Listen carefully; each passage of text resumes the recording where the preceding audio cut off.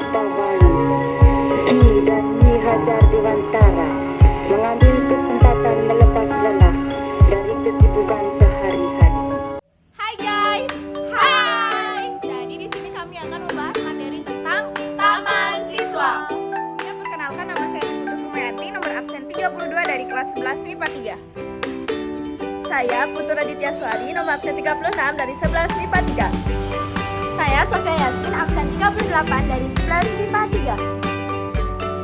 Saya Nyoman Dewi, nomor absen 34 dari kelas 11 MIPA 3. Oke, let's see.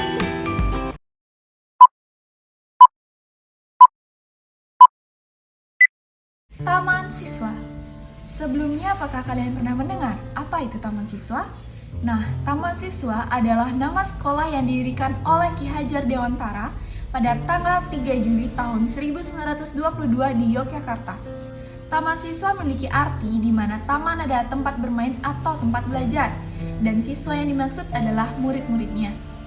Apa tujuan dibentuknya Taman Siswa?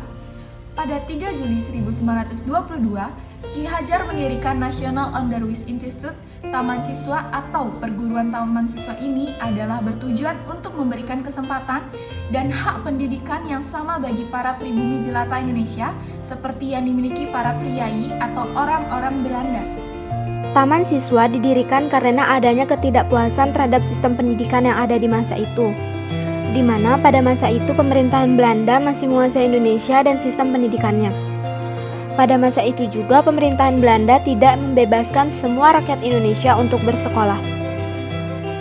Adapun pendiri organisasi Taman Siswa ini adalah Ki Hajar Dewantara, di mana beliau adalah tokoh bangsawan yang pada waktu itu menjadi pencetus organisasi pendidikan pertama di Indonesia. Ki Hajar Dewantara yang dulunya pernah menjadi wartawan dan aktif di dunia politik, dikenal sebagai sosok bangsawan yang memiliki pemikiran jauh ke depan. Beliau aktif sebagai penulis yang memiliki kebudayaan tinggi dan juga sangat termotivasi untuk bersekolah di Belanda. Pada tahun 1919, setelah pulang dari Belanda, Ki Hajar Dewantara bersama dengan teman-temannya mengadakan pertemuan di halaman rumahnya, di mana halaman rumah itu kini menjadi pendopo Taman Siswa di Yogyakarta.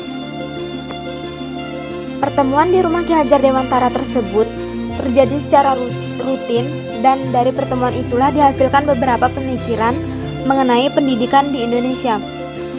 Lalu tanggal 3 Juli 1922, Ki Hajar Dewantara, Prono Widikdo, dan teman-teman yang lainnya mengumumkan berdirinya Perguruan Nasional Taman Siswa ini yang berada di Yogyakarta. Nah, ketika pertama kali didirikan, sekolah Taman Siswa ini diberi nama National Underwich Institute Taman Siswa.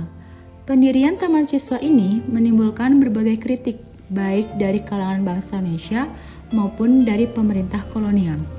Olehnya itu, demi perkembangan, maka pada tanggal 20 sampai 22 Oktober 1923 diadakan kongres dengan hasil yang pertama, mengumumkan bahwa Taman Siswa merupakan badan wakaf, institut pendidikan yang berdiri sendiri, bebas dari pemerintah.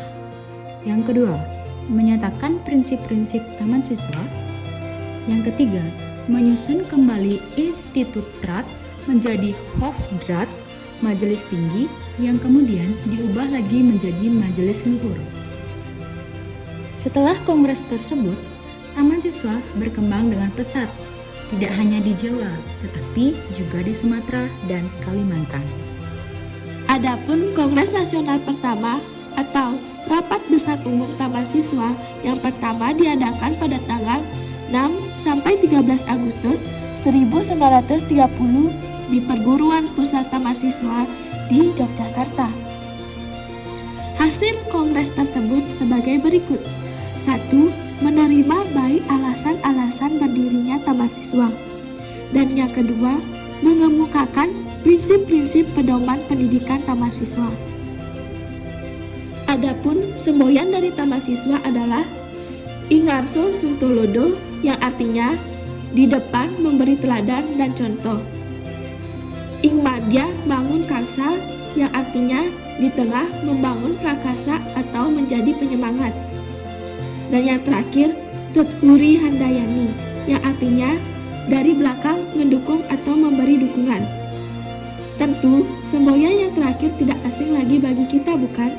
Ya, tentu, karena semboyan yang ketiga adalah semboyan yang paling kita kenal sebagai slogan sekolah di Indonesia. Jadi, setelah Indonesia merdeka, dalam Kabinet pertama Republik Indonesia, Ki Hajar Dewantara diangkat menjadi Menteri Pengajar Indonesia yang pertama. Pada tahun 1957, ia mendapat gelar doktor kehormatan atau doktor honoris causa dari Universitas Gadjah Mada. Karena Ki Hajar Dewantara sangatlah berjasa dalam merintis pendidikan ini. Selain itu, beliau dinyatakan sebagai Bapak Pendidikan Nasional Indonesia dan hari kelahirannya pada tanggal 2 Mei dijadikan Hari Pendidikan Nasional, diperingati tiap tahun. Ki Hajar Dewantara mengembuskan napas terakhir di Yogyakarta pada tanggal 26 April 1959 dan beliau dimakamkan di Taman Wijaya Brata. Dan akhirnya tinggallah lapis awan putih, Pak Sindu Sutra dan berlilut jenazah.